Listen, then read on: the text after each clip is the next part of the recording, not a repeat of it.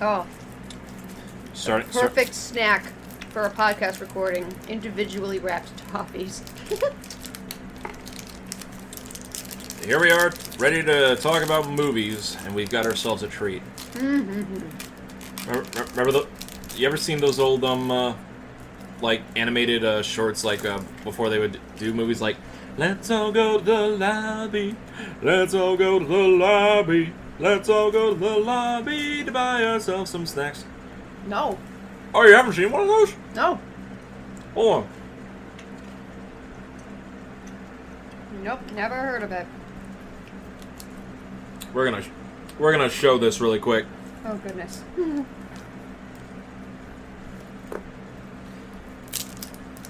Oh. Okay. The butter bun.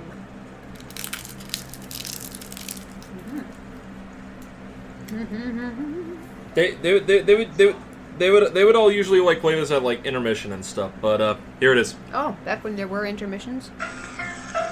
Let's all go to the lobby. Let's all go to the lobby. Let's all go to the lobby to get ourselves a treat. Delicious things to eat. I mean, I'd go and get something to eat if I saw that. Anyway, with that lovely jingle out of the way, play our jingle! Woo!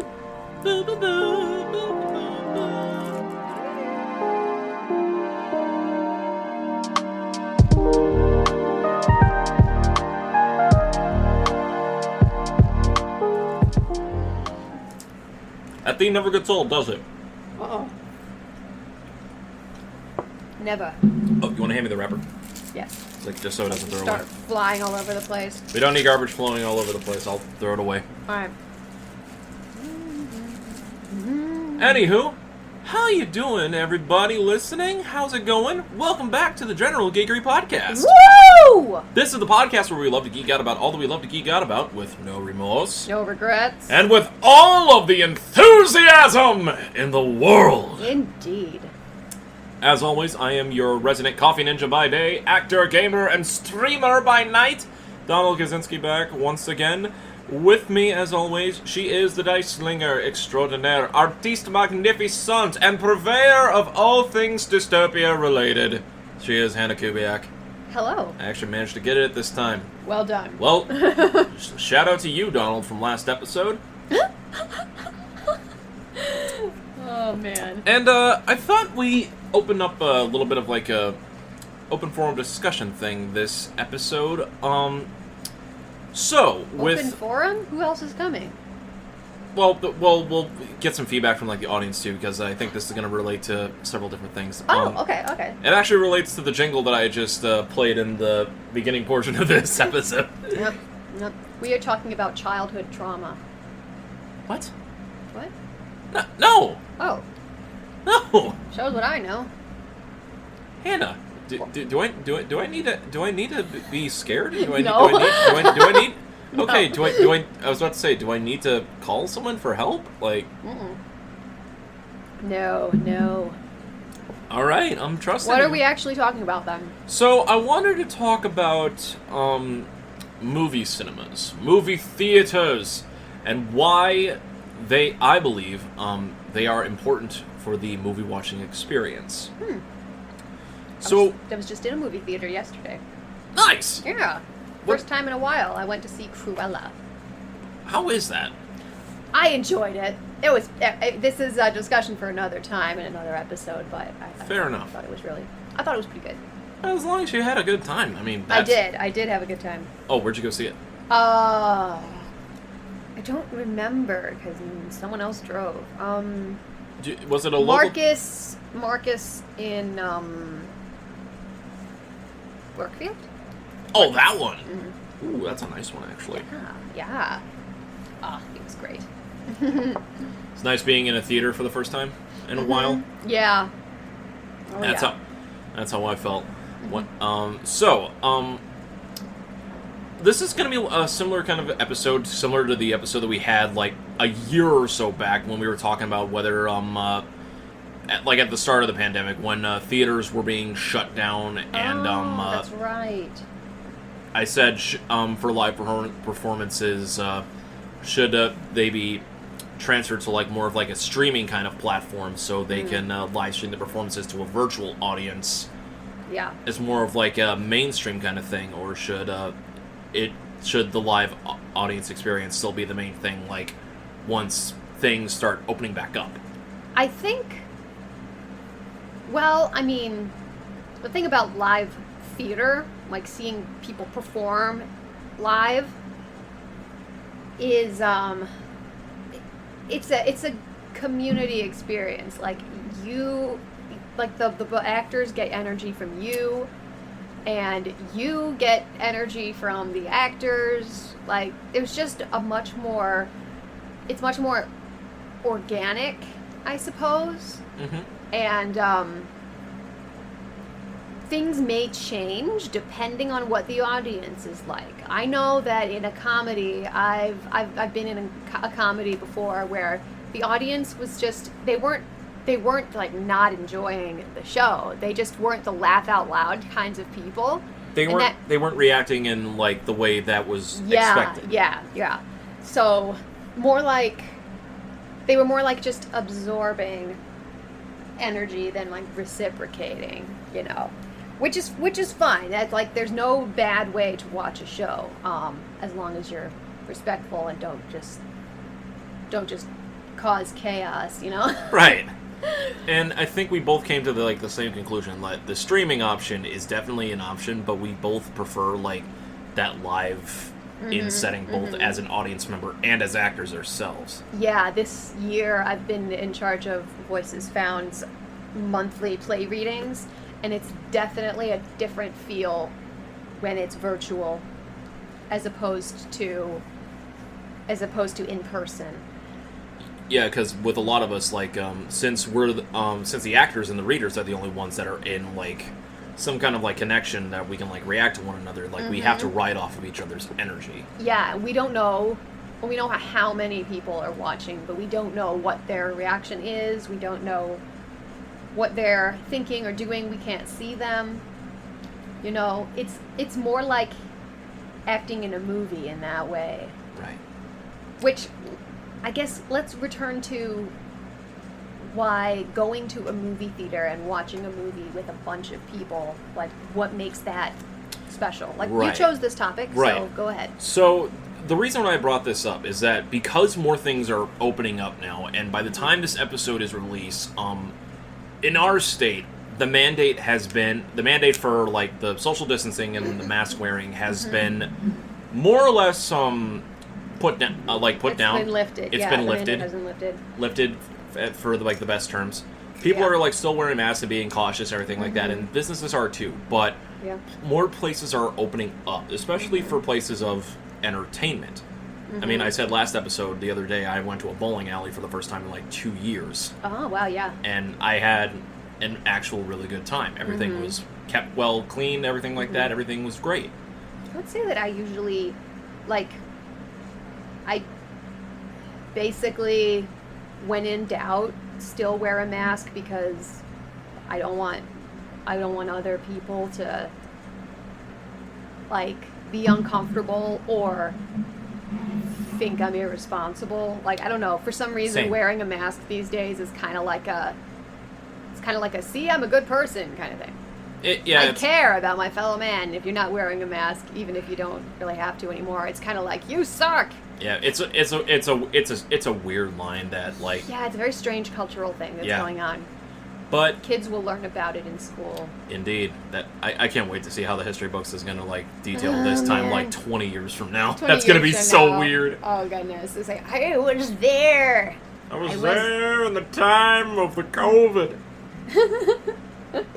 But now that things I was there when the strength of men failed. Please, we will recite that to our descendants. Yep, that's what... No. We have to. Oh, man, that would be great. It's our duty as geeks to do that. Mm-hmm. But now that things are opening back up, and one of the biggest occupiers of time that people love always going to was going to see movies. Mm-hmm. And it could be like Oscar grab films, independent made films by like local theaters and like local filmmakers, blockbusters such as like the Marvel franchise and everything else, your summer hits. Yep. And seems like every movie nowadays is a spin-off, a Marvel movie, or a based on a true story. That generally, like in the mainstream things, generally that's how it goes. Yeah.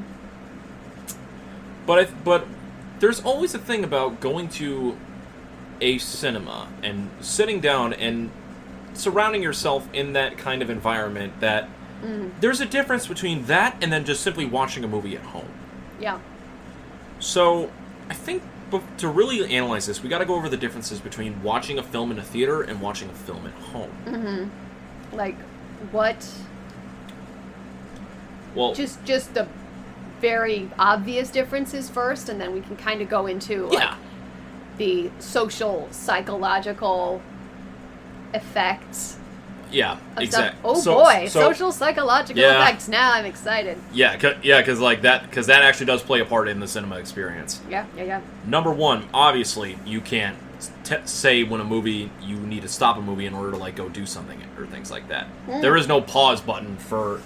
Yeah, the thing is happening. Can you imagine if every single member of the audience had a pause button on their seats to pause the film just so like they could go to the bathroom or go do something? No. The film wouldn't be done for like 10 hours. It's more of an immediate thing.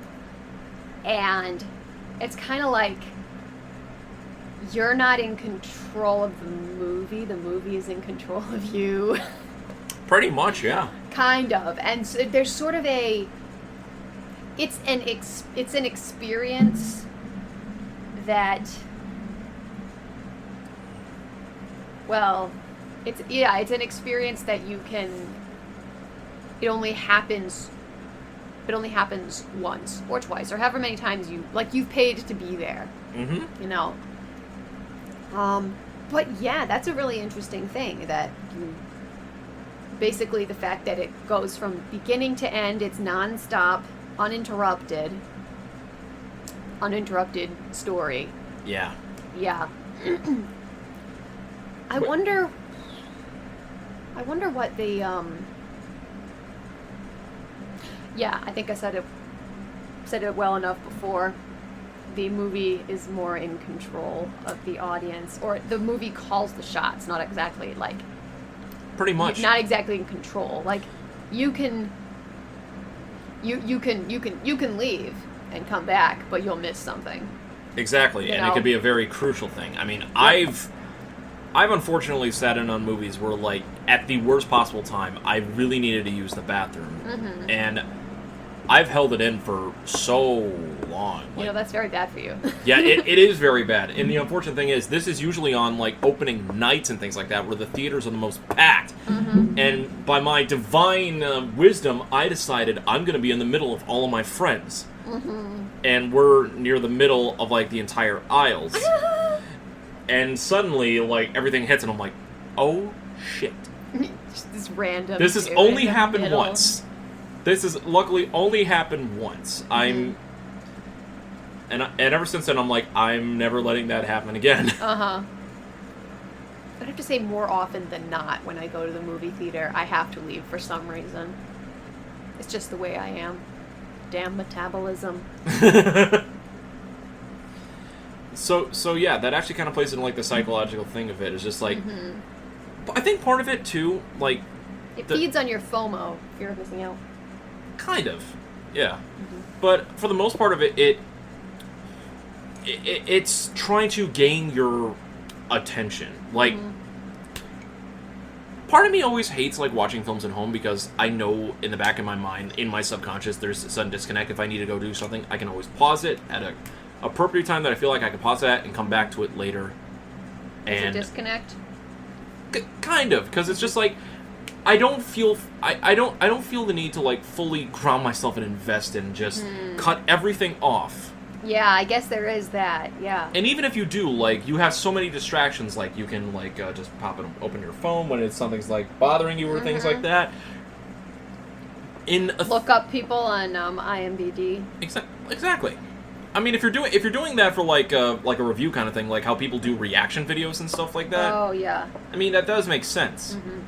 But in a theater, in a cinema, I feel like there is, like, a general connection of just, like, stay in the moment.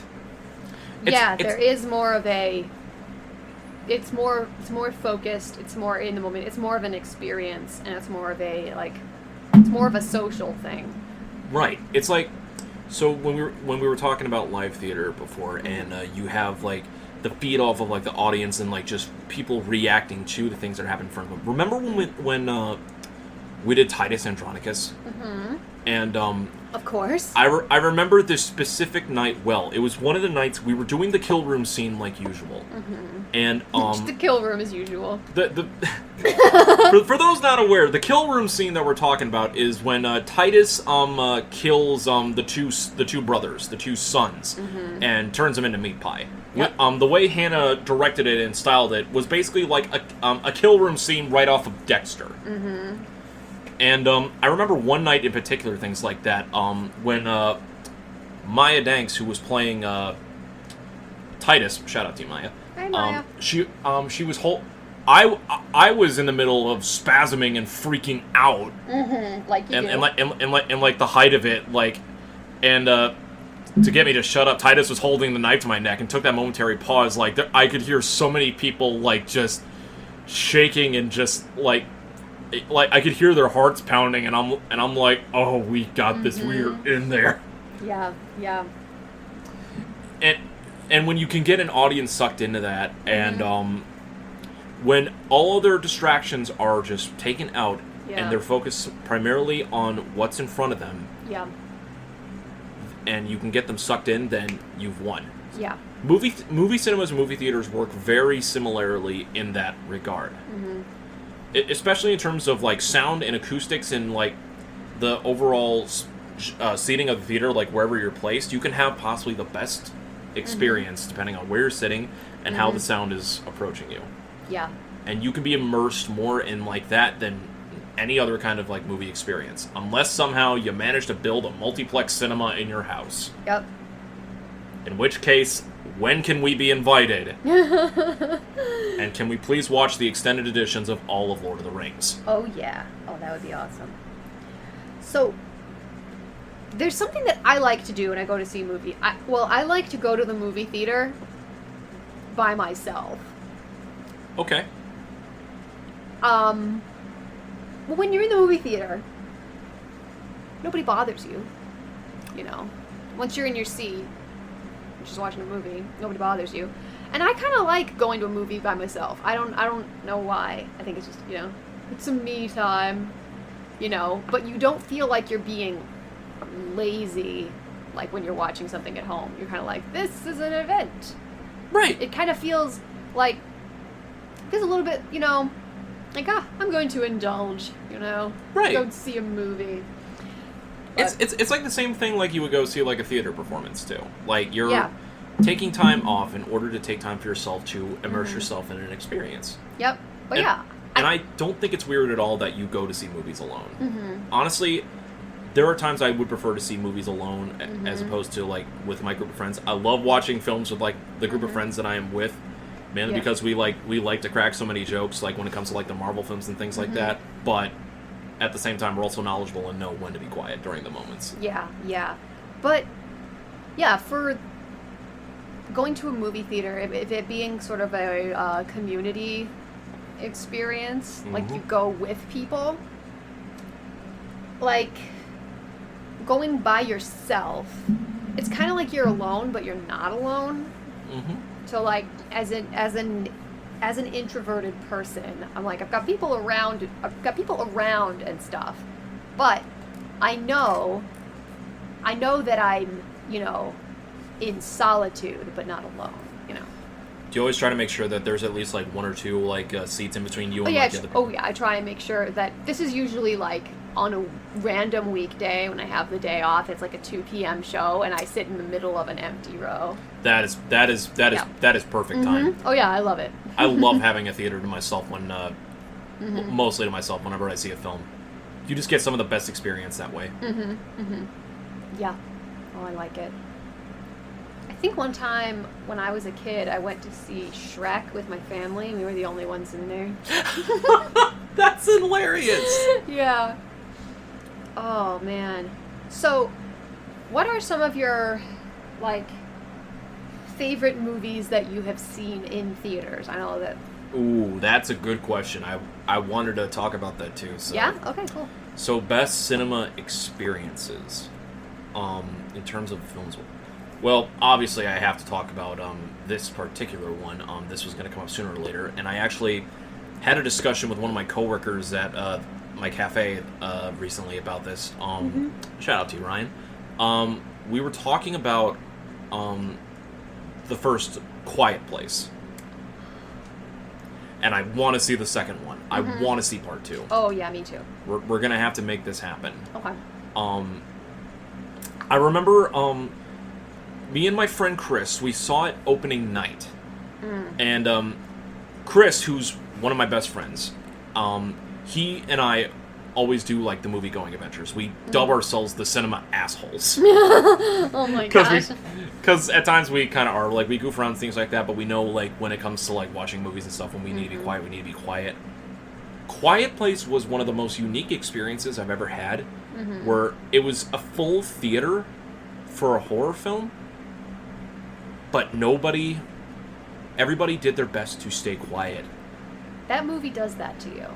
There's a power that type of film with that kind of, like, premise and environment puts over on people. It's like a spell. Yeah. Even in the quiet moments, like even the fiercest shriek can really be heard, like, in the audience, and nobody was talking. Yeah.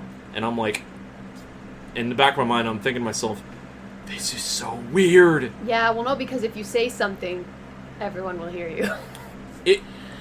It's the most theater experience, like stage production, like theater experience I've ever felt in a cinema. That's awesome. And it made that film so much better. Yeah, I didn't see that one in theaters, but it was kind of similar. I watched it with my mom, and you get that kind of the quiet. It's so tense. You don't want to break the quiet. Like, there's something about I'll have to look again at this movie, because when you're watching a movie, the longer the shot is continuously, the more uncomfortable you start to get. Because when you get a different angle, or something, that's a transition, and your brain resets. And it's like, okay, something new is happening, someone else is talking, there's another detail. But if it's one continuous shot, and you're watching it, it's just odd. Your brain does not get to transition. I think I know the scene you're talking about too. It was like when they were walking back, and like all of a sudden the old man pops into frame, and everything just stops, and you're just like, "What happened?" You just see the old man, and he's just keeping it together. Like his beard is literally eating his mouth and shit as he's trying to keep quiet because he's trying to keep it together, and he just loses it. Yeah. But I think silence as well is another one of those things that makes something very, very tense. It's like, because you don't want to break the silence. Yeah. Like, silence and stillness in a movie, it's very unsettling. They are powerful tools. Especially, less is more. In a theater setting where you can hear, because of like the amplified speaker systems, which can be a detriment to some people because sometimes movies are too loud, which is kind of true. Yeah, I've had that happen before. In a film that silence is the main character or main theme. Like, playing to that aspect, especially on speakers like that where sound bounces off, it is an effective weapon. It is an effective tool. Yeah. And that's why I love Quiet Place, because it utilizes its silence and the moment that noise is heard to great effectiveness. Yeah. Like, anytime something rises above a certain decibel level, it's when you start to feel anxiety. Yeah.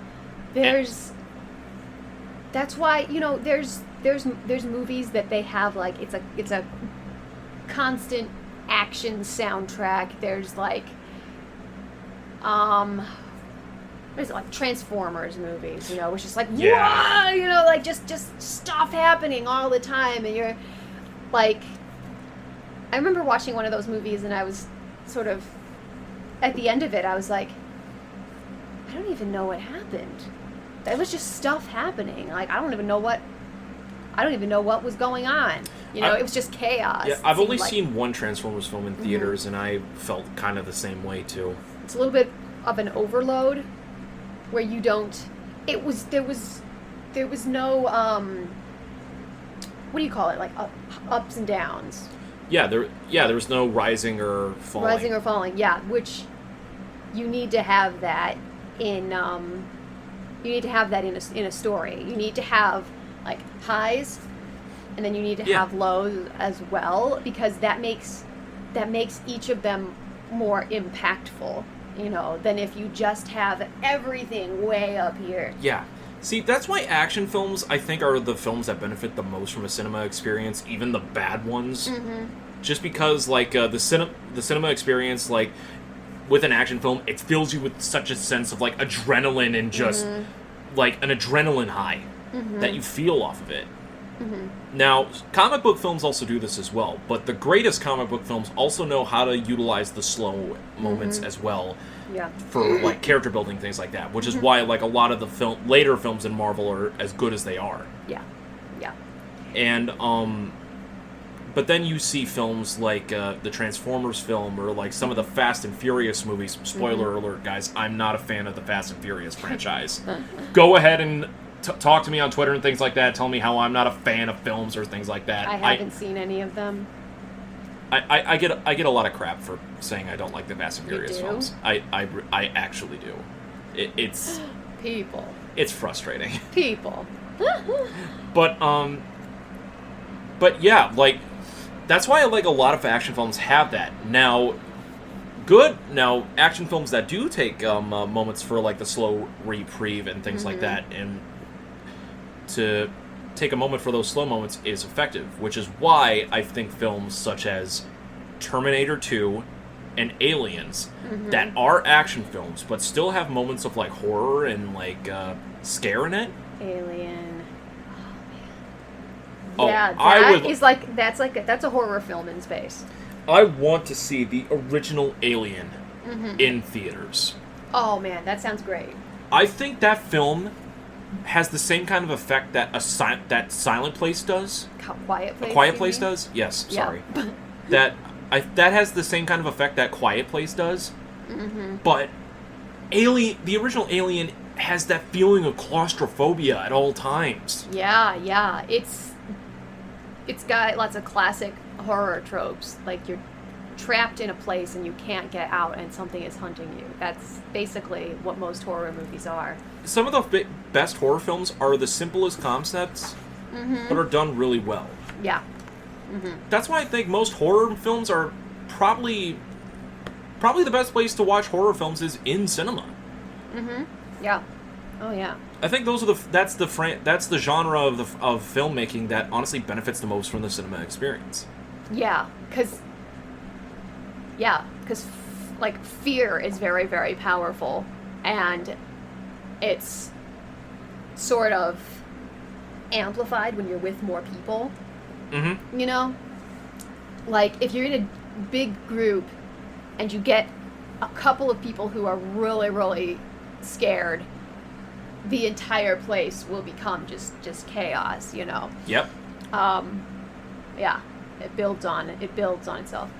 I want to talk about one of like some movies that I've seen in theaters where I remember parts of it that it would not have been the same if it was just me watching it by myself or even watching it at home with my family. Please.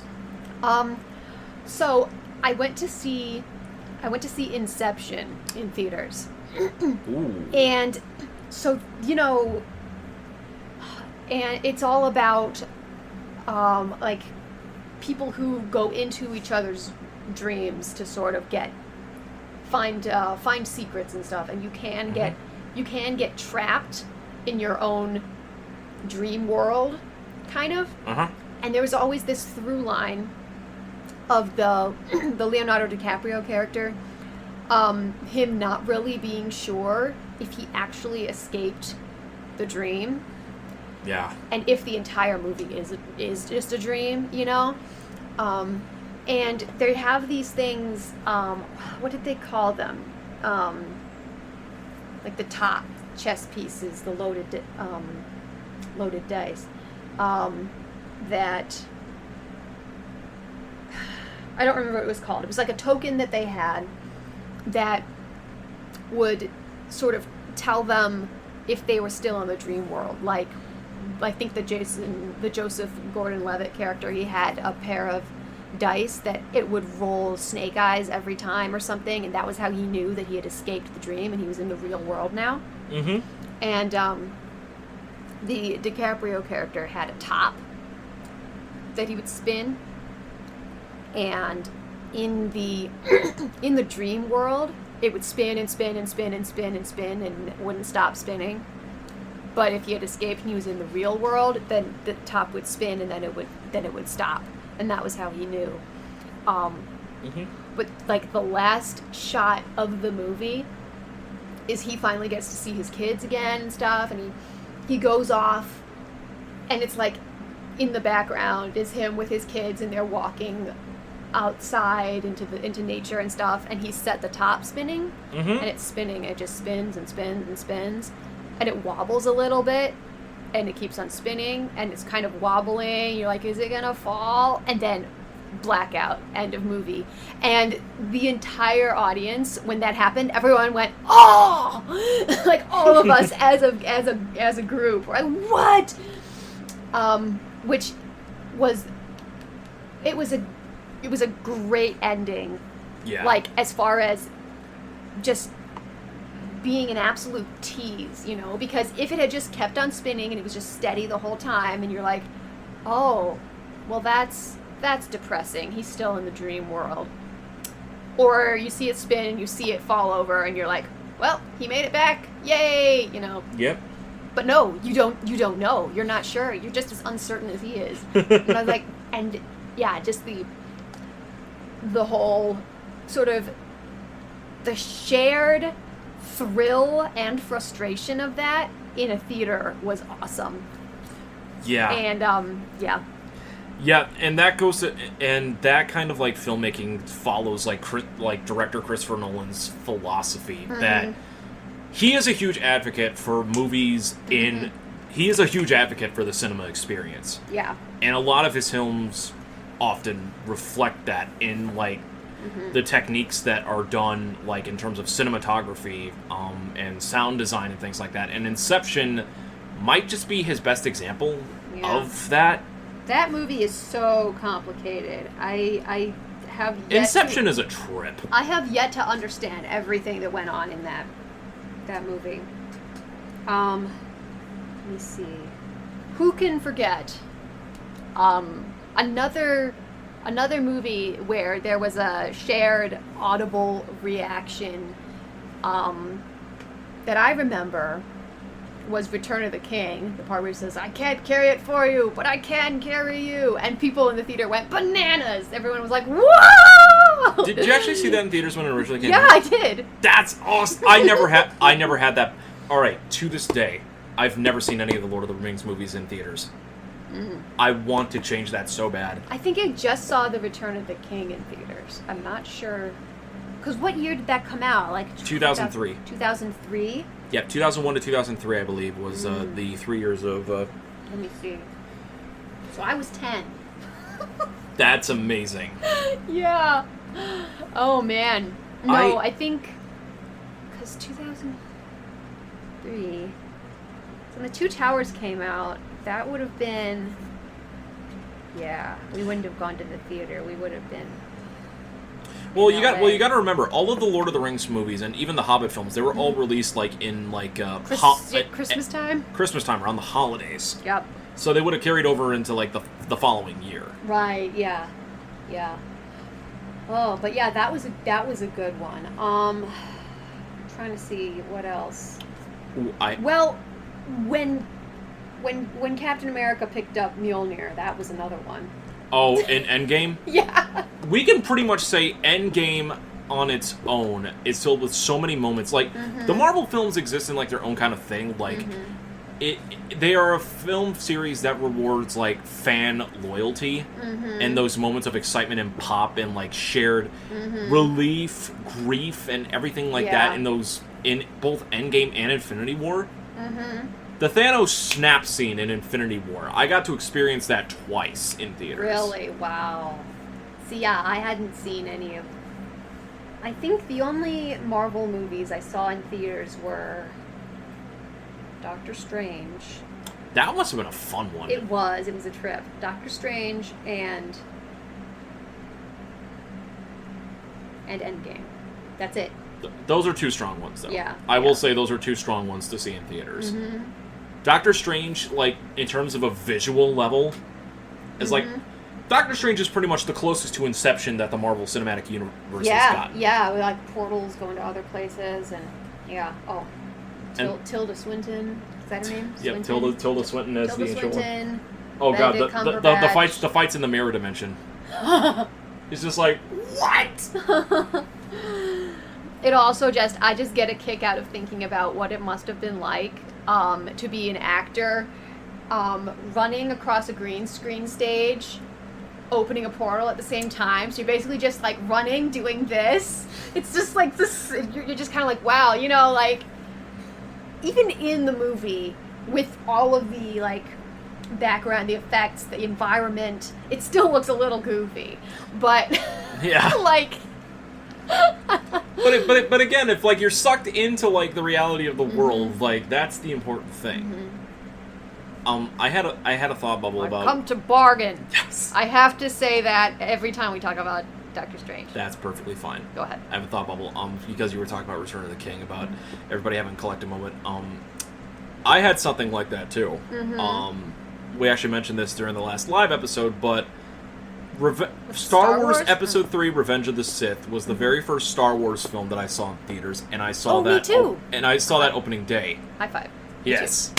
Can we talk about? Okay, I know my experience with this. Execute Order 66. I don't remember, honestly. Okay. Because what year did that come out? 2005? How come I remember Return of the King better than, well... Well, you love Lord of the Rings. I do.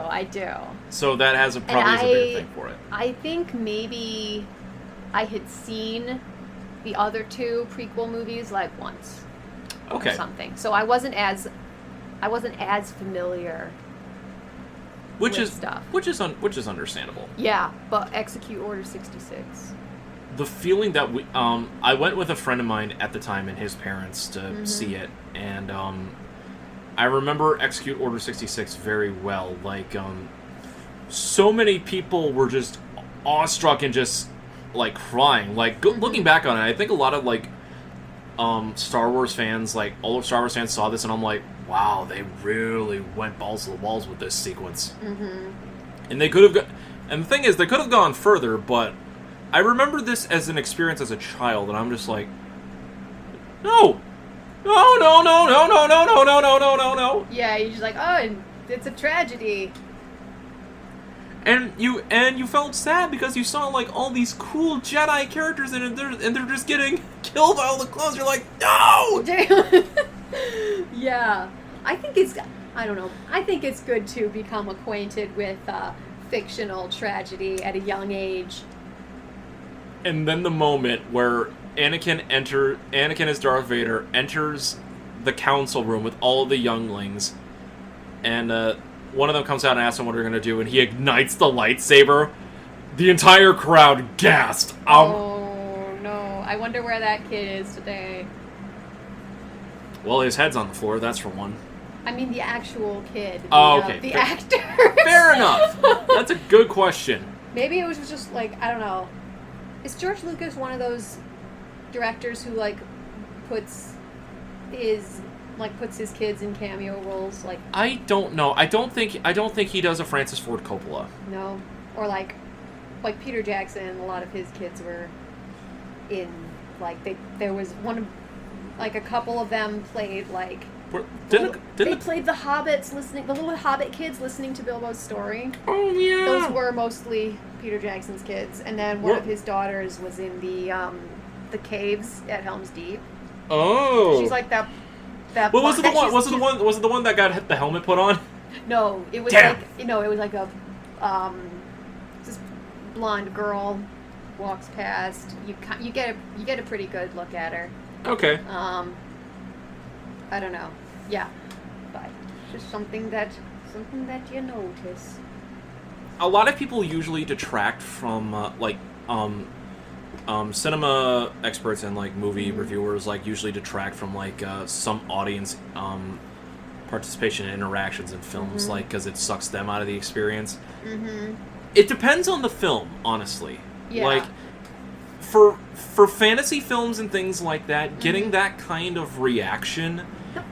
Gesundheit. Gesundheit again. There's always two. Fair enough. That is true. My sneezes are like the Sith Lords.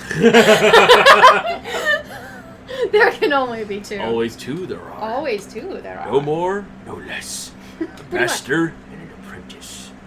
But I can't. The apprentice sneeze. I can't do Yoda well. I wish I did. But always two there are. You do a better one than I do. Oh, she's even doing the laugh. That's the laugh. So awesome. The laugh is my best. Yoda. It's a difficult laugh to pull off, I must say. Not far. Not far. Oh man. But yeah, like depending on these franchises, especially like Star Wars and the MCU. You. I'm trying to put my thoughts, please. Do or do not. There is no try.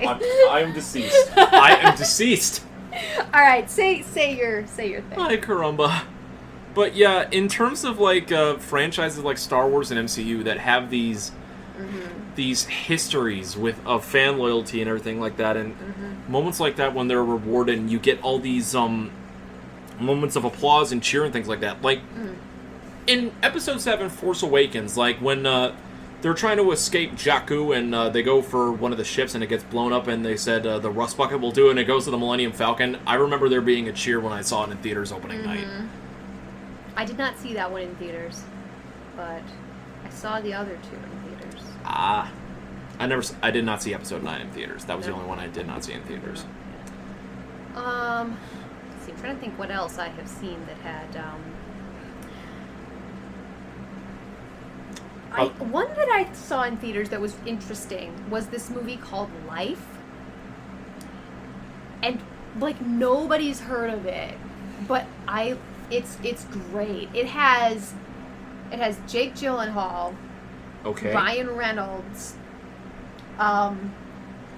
It's about these people who they find a little microbe on Mars. Okay. And they're like, we found life on Mars. This thing grows and becomes this murderous alien creature that has all of these tentacles, and the way that it kills you is it crawls into your body and devours you from the inside. And okay. there is really nothing really can quite describe what it's like to watch Ryan Reynolds in a close-up shot reacting to being devoured from the inside out. It's like, what the hell is this? Like you're like, oh hey, yeah, Ryan, what did you do at work today? You're like, well, I had to, there was a camera in my face and I had to pretend that something was eating me. Oh my god. Okay, I'm not gonna lie, if there are two different, like, movies and I want Ryan Reynolds to talk about his experience in filmmaking and his memoirs, it would probably be that one and the remake of Amityville Horror. Amityville Horror? Yeah, he was in that really crappy remake of it back in like the early 2000s. Oh my gosh, I have no memory of this place. Like, it's a horror film that's actually based on like real life. Oh yeah, no, I've heard of the Amityville Horror. Oh man, when we get around to Spooktober, we got to do an episode just on that. Yes, we should do. Yeah, maybe just on that. Maybe Spooktober we'll do a haunting every week. Yes. Man, we'll figure it out. We got plenty of time before Spooktober, but yeah, that does seem interesting. Like, just a collective reaction to like something that just happens on screen is just so much fun. Mm-hmm. But yeah. But yeah, like, cinemas offer such a unique experience, and I always find it very disheartening when people said, but it's so much easier to stream stuff. I don't want to pay for overpriced bad popcorn and snacks and things like that. I'm like, that's not what movies are about. Yeah. Like, Cineplax and everything like that have to put those kind of prices on there in order to be able to like turn a profit and like help pay employees and stuff like that. If you play your cards right, you can smuggle enough in to eat. Exactly. Plus, and second of all, not every movie theater does that. Mm-hmm. Yeah, that's true. That's why you support. That's why if that's your main thing, is that most corporations like Marcus and AMC charge too much for like a large popcorn and soda. You don't have to buy food, you fools. You don't have to, and you don't have to buy food. Second of all, if you do want to buy food and things like that, and you're like, no, I can't do the movie experience without snacks, things like that. That's why you go to local cinemas. Yep. They don't charge that much, and even then, they offer refills and stuff like that, which most. Oh my god. Oh, people. It is hard to argue against people that are so stuck in their ways sometimes. Yeah. It's like talking to a wall. It hurts me. Yeah. It physically hurts me. I feel the color in my face draining whenever that happens. I feel becoming ill. Uh-huh. Dude. Ugh. So I've liked getting back into movie theaters and watching things. Same. It's awesome. The last one that I saw in theaters, I actually saw it like right before New Year's happened. It was the recent Tom Hanks film, News of the World. Okay. It was for my friend. It was for my friend Lawrence's birthday. Him, my friend Chris, and myself. He basically rented out an entire theater for us. Oh wow. Oh, that's right. Yeah. To sit and watch it. Mm-hmm. And it was nice. Mm-hmm. It was that experience that reminded me like how much I loved watching movies in theaters. Yeah. And just the cinema experience in general. And I've wanted to talk about it for some time now, and it was because I was talking with so many friends and coworkers about it that I wanted to bring this up on the podcast. Mm-hmm. And for a lot of you listening, I know I can feel that some of you feel this way too, because I mean, I've talked about movies like in every single medium form that I'm a part of, like social media, my streams, like everything. Yeah. We all know how much I love film. And the cinema experience does play a part in that. Yeah. So, yes, the convenience of streaming films at home, and even buying the physical copies of the movies themselves and sitting at home and watching them are great.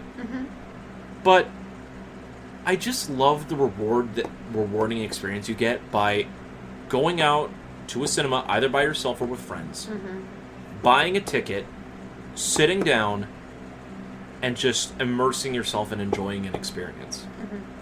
Yeah. It's just like live theater. Yeah. Mostly. The experience can be there are differences in terms of like just overall presentation, things like that, but the experience that you get from when you get that immersion and you're fully sucked into it and you're not taken out of the moment, you can't. You can't beat it. Yeah. So with that said, I want to end this off by asking you one thing. If there is any film that you really love that you have not seen in movie theaters and you would love to see it in theaters, just to see if the experience would be different, is there one that you have off the top of your head? Oh, goodness. I'm just scanning my movie shelf at home.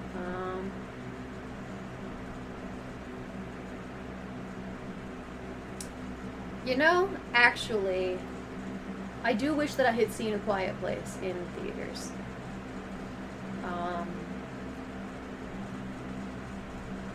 Silence of the Lambs. Ooh, Silence of the Lambs would be a fun one. Oh, that. What else? Psycho. Oh, yeah, that was in my Psycho brain. would be a fun one. Yeah. Let's see. Yeah. Psycho. I know one I already had is already crossed off my list, and that was, oh god, what was that one Christmas movie? White Christmas? Wonderful Life. Wonderful Life. That's right. It's my mother's favorite Christmas film. And when a local movie theater of mine, Avalon Theaters, started doing screenings of it over like Christmas weekend. Yeah. I gave my mom an early Christmas present of us going to see that film. It was always one of her bucket list wishes. Aww, that's so sweet. Yeah, I went to see that. Actually, the score was done by a live orchestra at this screening that I saw in Chicago. That's so cool. Yeah, so the movie was like on a big screen, and then the orchestra was in the pit. That is such It that was is awesome. That is another interesting experience. Is like the orchestra composition experience, especially in like if you get like an old black and white film that specifically in the olden days, like someone would be playing like the music composition like as the film went on. Yeah, like the silent films. Yeah. I would love to experience something like that. I have not had that privilege. Yeah. I'm jealous that you had it. It was great. Oh man, yeah, it was a good time. That's awesome. I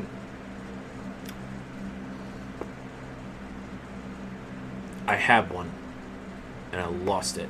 Ah. I lost it. I'm sad that I lost it. Akira Kurosawa's Seven Samurai. Oh, that's a good one. Yeah. That one. Yeah. That is among, like, I think that is honestly on my top 10 films of all time list for me. Did I ever tell you the story of when my family and I watched that movie? No, you haven't. Okay, so it was on 2 DVDs because it was so long. Right, it's like over 3-hour film. Yes. So, what we did was we accidentally watched the second disc first. Oh no! So, because we we got it at the library, and they were in the wrong order, and we're like, here's the movie, and we just put it in, and it just started playing. No credits or anything, just a samurai and a bunch of villagers harvesting grain. And we're like, well, this is a very abrupt beginning here, and we watched the whole thing, and like it made sense. We knew what it was about. We were like, well, and we were like, how can it be over already? I was told that this was like 3 hours long, and it's only been like an hour and a half. And we like flipped over the disc insert, and we're like, that was the second disc. So we watched the first disc after that about how all the 7 samurai got together and everything. That is such weird. So it was like a one of Homer's epics. Like we started in media res in the middle. That is. And it made sense. That's funny. It still made sense. The Homer's Odyssey version of Seven Samurai. Yeah, that so when is we watched so the first, funny. When we watched the first disc, we were like, and we're like, oh yeah, that's the one. That's the one who who died in the mud at the very end. You know? Oh, man. That's hilarious. It was, oh yeah, it was great. Oh, Weird man. experiences like that. Oh. Yeah, but Seven Samurai is easily, like, in the top of, like, ones that I want to see on a movie theater screen. It's one of my favorite samurai films of all time. That's awesome. Possibly my best. That's awesome. So, yeah, I think we can pretty much conclude it on that. I think so, too. Thank you guys so much for listening in on this episode all about movie cinemas and why they are so important. Obviously, the cinema experience, can't beat it. Please go support your local cinemas, especially as things are opening up. Just enjoy yourselves. And as always, thank you guys so much for listening. If you guys want to listen to more of our podcast, you can find us wherever podcasts can be found. We are on Spotify, Spreaker, Apple Podcasts, and if you guys don't have access to any of those streaming services or others like those, you can check out all of our episodes on my personal YouTube channel at Anime Rev Productions. That is Anime Rev Productions on YouTube. If you guys want to follow us on social media, check us out on Instagram at General Geekery and on Twitter and Facebook at Gen Geek Podcast. Also, if you guys want to support the show in any way, shape, or form and help us do what we do, we have a Patreon. Patreon! Consider, please pledge to our Patreon at patreon.com/General Geekery, link of which will be in the description of this episode and others like this as well. We have many different ranks for all of our patron tiers. Such rewards include early access to all of our episodes before they go live each and every Sunday, blog posts by myself and Hannah respectively, future reaction videos and stuff like that, special episodes as well that we do need to work on some more of those. Yeah. We're getting more into this. Access to, like, the videos of the live episodes that we stream, right? Isn't that something that's... Oh, we should do that. Exclusive on Patreon. We should do that one of these days. But, yeah, definitely go check that out, guys. It's always a blast. We appreciate all of your support, and absolutely appreciate it. And if you guys want to interact with us directly and ask us questions about certain things or other going-on-betweens or just want to goof around, we have a Discord channel. We have a Discord channel now. We have a Discord server. It's mostly just been me depositing memes. Well, everybody can post memes. It's pretty great. It's pretty great. Yep. The description for our Discord will be in the description of this episode as well as future episodes as well. Come join us, hang out with us, and, well, in Hannah's terms, because she keeps quoting The Shining, come and play with us. Come and play with us.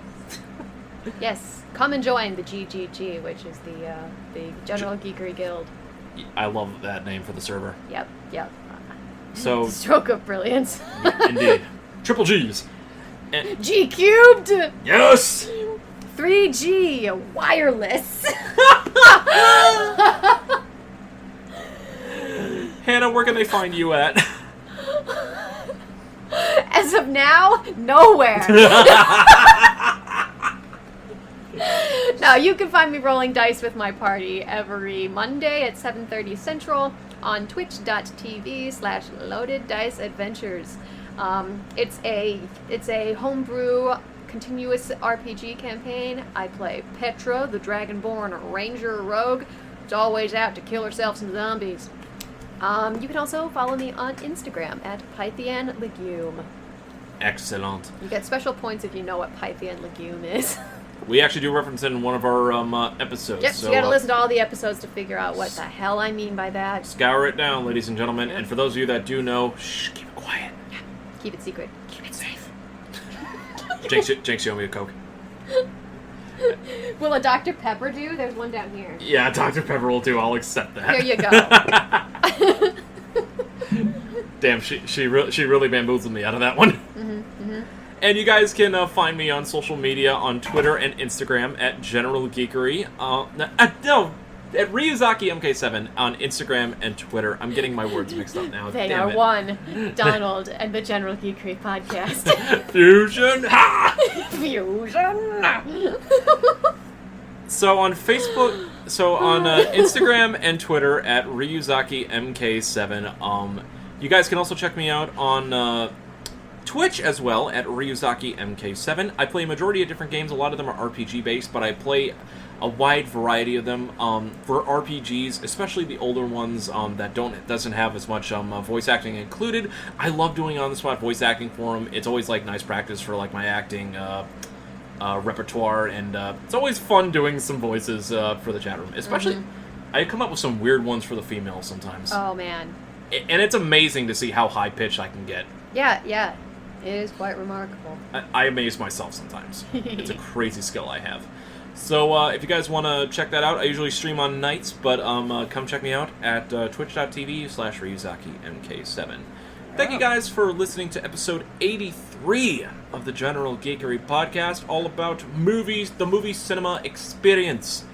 For Hannah Kubiak, I'm Donald Kaczynski, and until next time, guys, stay safe, stay awesome. Go treat yourself to a movie if you feel comfortable enough, and always remember to keep your geek on. Always. Clink, clink. Clink, clink. Let's all go to the lobby. I just got Let's that out all of go my to the head. lobby. Let's all go to the lobby. I'm not sorry, Hannah. Oh, great. Bye, guys. Oh, man. Oh, she is gonna kill me. Let's all go. Damn it!